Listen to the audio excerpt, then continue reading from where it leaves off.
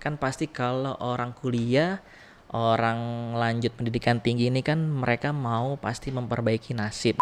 Kalau yang paling besar itu yang menyebabkan gagal kuliah itu karena biaya, Bu.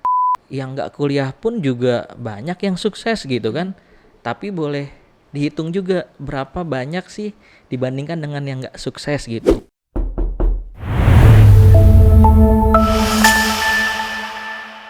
Hai, selamat datang di podcast kamu KCFM Ada Tamu. Dan saya Susan Palingan akan kembali nemenin kamu semua untuk menyaksikan tayangan podcast kali ini.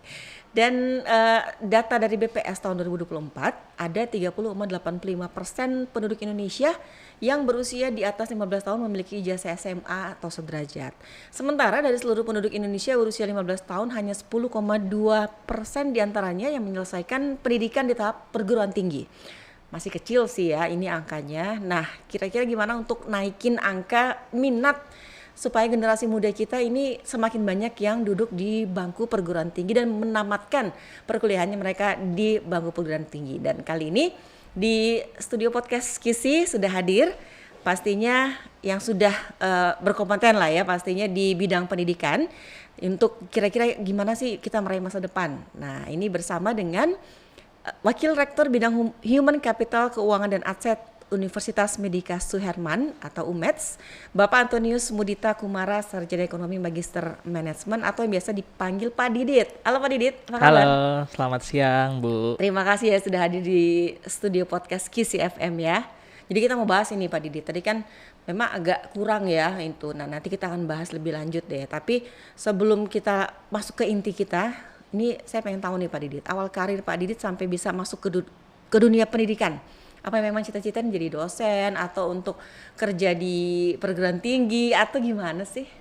Oke, mungkin kalau dibilang cita-cita sih sebetulnya nggak ada kepikiran sama sekali ya Bu untuk terjun ke dunia pendidikan. Nggak ada rencana juga. Nah, cuma memang kalau dihubungkan ke cita-cita mungkin kalau ditarik mundur latar belakang keluarga mungkin Bu. Nah, latar belakang keluarga itu mama saya itu kebetulan guru. Nah, kemudian mama saya punya adik, punya kakak itu semua guru. Nah, jadi kalau latar belakang keluarga kebetulan guru, pendidik semua. Nah, mungkin secara nggak langsung nih saya juga tiba-tiba nyemplung di dunia pendidikan gitu. Nyemplung atau ada ketertarikan karena lihat orang tua gitu? Mungkin secara nggak langsung gitu ya Bu, Iya. karena ngeliat setiap hari orang tua ngajar, om tante ngajar gitu, jadi oh seru juga ya gitu sih. Nah ini Pak Didit ini hanya direktorat saja atau mengajar juga? Kalau untuk saat ini saya hanya direktorat aja Bu. Oke. Tapi kalau dibilang tertarik mengajar atau enggak, saya sangat tertarik.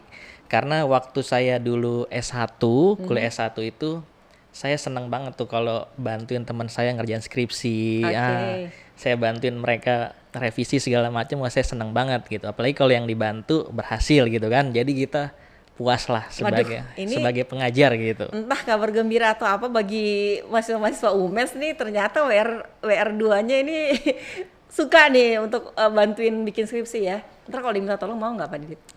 Ya kalau Mahasiswanya minta tolongnya tapi yang secara betul-betul ya Bu gitu. Boleh lah konsultasi gitu. betulan lah ya. Ini Pak Didit ini gimana ya gitu ya. Ini Pak Didit ini masih muda ini.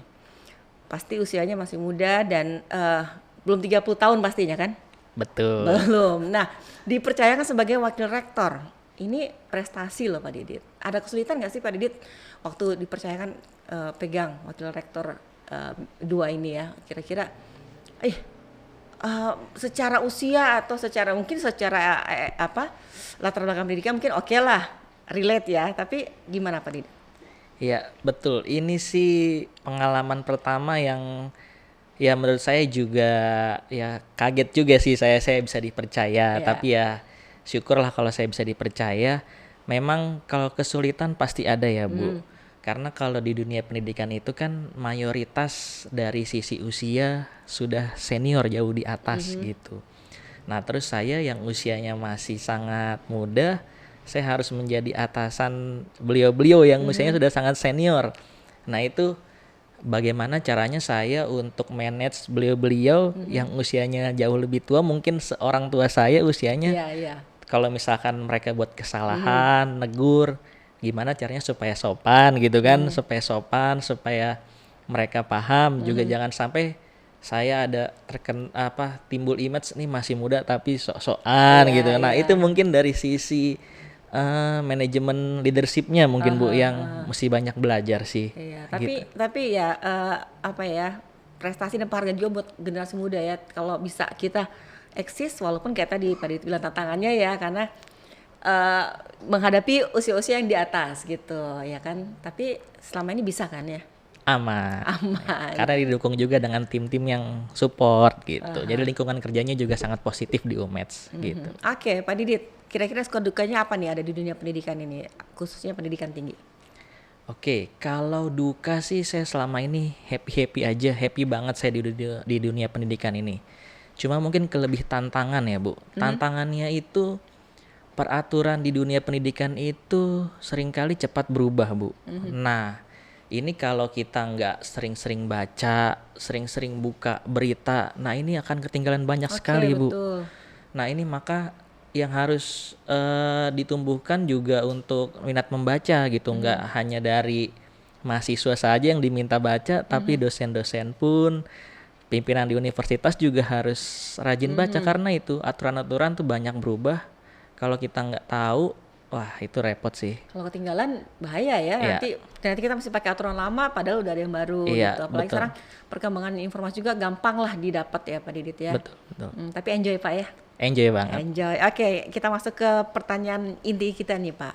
Nah, ini tadi kan hasil survei ya Pak ya, hanya sedikit sekali ini generasi muda ini yang usia 15 tahun yang menyelesaikan pendidikan di perguruan tinggi. Nah, kira-kira nih tanggapan Pak Didit bagaimana yang melihat ini? Kalau saya sih pertama ya saya sedih ya. Saya sangat miris melihat generasi-generasi muda ini, mereka sangat sedikit yang menempuh ke jenjang perguruan tinggi gitu. Karena di Indonesia ini kan pendidikan itu masih sangat penting ya Bu. Iya. Pendidikan akademik ya, ada gelar itu wah sangat-sangat penting di samping dari skill. Walaupun banyak kadang orang bilang yang nggak kuliah pun juga banyak yang sukses gitu kan. Tapi boleh dihitung juga berapa banyak sih dibandingkan dengan yang nggak sukses gitu. Iya. Bukan kita menutup kemungkinan gitu, tapi memang pendidikan itu faktor yang utama.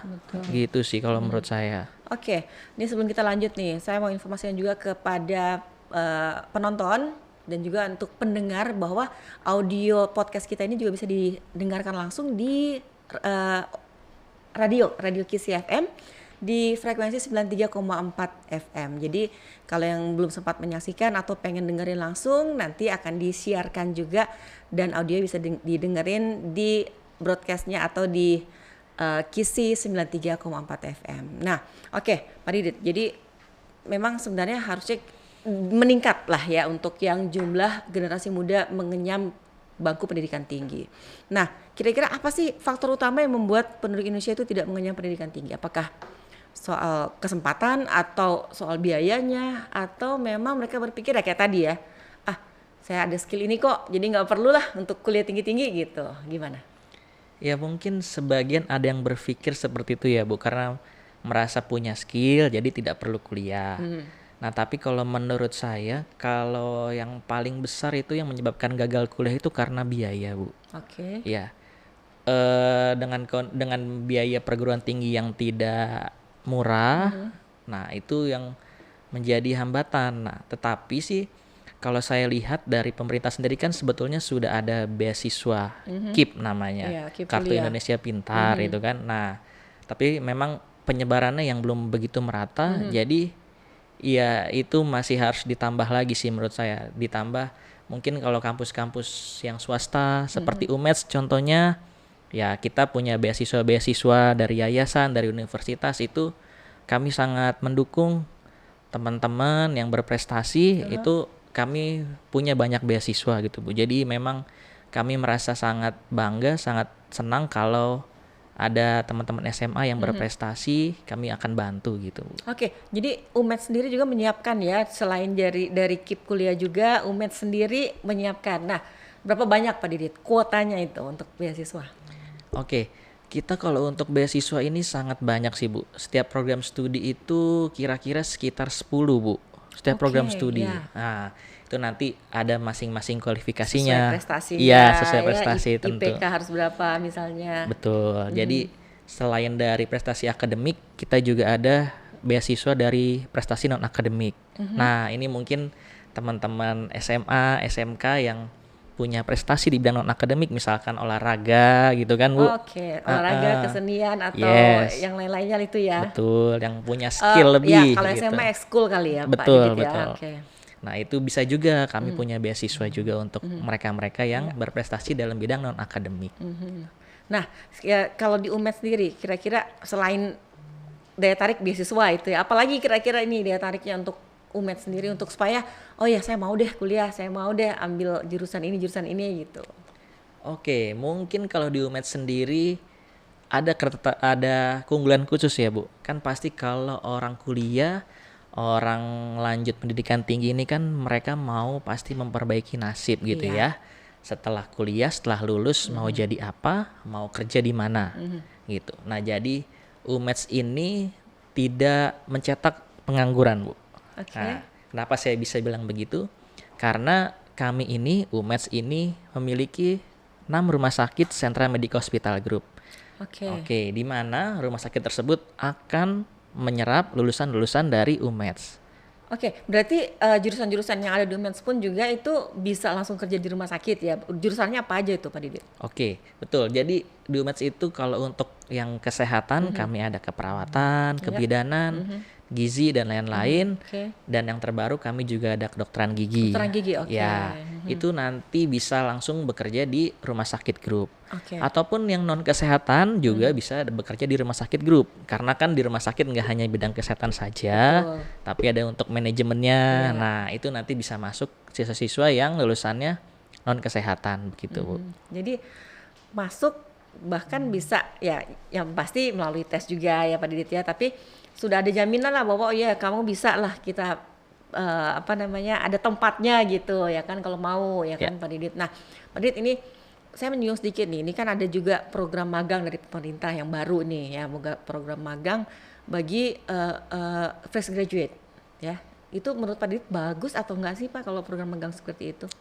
Oke, kalau menurut saya sangat bagus ya, Bu. Kenapa saya bilang sangat bagus? Karena kalau sering kita lihat lowongan-lowongan pekerjaan di internet itu kan sering sekali perusahaan mencari yang sudah pengalaman gitu Iya. kan. Gimana caranya yang fresh graduate ini kerja kalau standarnya yang sudah pengalaman Iya, terus kan. iya. Nah, maka dengan adanya program magang ini sangat baik sih saya rasa. Itu pengalaman yang sangat berharga untuk mahasiswa-mahasiswa supaya mereka punya experience di lapangan kerja. Karena sangat berbeda ya kita di bangku kuliah kan belajarnya teori-teori. Begitu terjun ke tempat kerja kan banyak hal-hal yang nggak diajarkan tuh di kuliah, di sekolahan gitu. Itu juga salah satu upaya pemerintah juga ya untuk menampung lulusan-lulusan perguruan tinggi supaya sebelum dapat kerjaan yang memang mereka sukai itu adalah program magang ini. Betul. Ya, oke, Pak Didit di UMED kan ini di Kabupaten Bekasi ya lokasinya. Apa mahasiswanya hanya seputaran Bekasi atau juga ada juga dari luar Bekasi? Oke, kalau mahasiswa di UMED sih sangat beragam ya, Bu. Ada yang dari luar Pulau Jawa pun ada. Oke. Jadi kami juga menyediakan dormitory sih, Bu. Maka Oh ada ya dormitory ya, heeh. asrama juga ada ya. Betul, karena kami punya asrama, maka kami membuka peluang juga untuk mahasiswa yang di luar Kabupaten Bekasi gitu. Jadi nggak perlu repot-repot lagi nyari tempat di mana gitu kan, pusing ya kan. Betul, betul. Oke. Nah, untuk kedokteran giginya sendiri ini kan tahun pertama, pasti ada jumlah kuota. Berapa jumlah kuota kalau tidak salah? Kuota 25. 25 ya. Betul. Dan bagaimana antusias dari pendaftar yang di angkatan pertama ini? Oke, kalau dilihat antusiasnya sangat antusias ya, Bu. Dengan lahir perguruan tinggi baru yang punya FKG, karena kalau kita lihat di Indonesia ini FKG masih sangat sedikit, Bu. Dan lahir baru UMED kampus swasta yang memiliki FKG. Namun memang karena masih tahun pertama, jadi kuotanya masih sangat sedikit, hanya 25. Tapi kalau dilihat dari antusiasnya, ini sangat banyak yang mendaftar. Cuma memang kita belum bisa menampung semua, Bu. Karena kan Kita harus, walaupun angkatan pertama kita harus betul-betul seleksi Iya, betul. secara ketat karena nanti akan melahirkan seorang dokter gitu. Iya, Kalau alma mater kan melekat seumur hidup ya Bu. betul. Jangan sampai UMES asal terima mahasiswa dan hasilnya kurang baik gitu.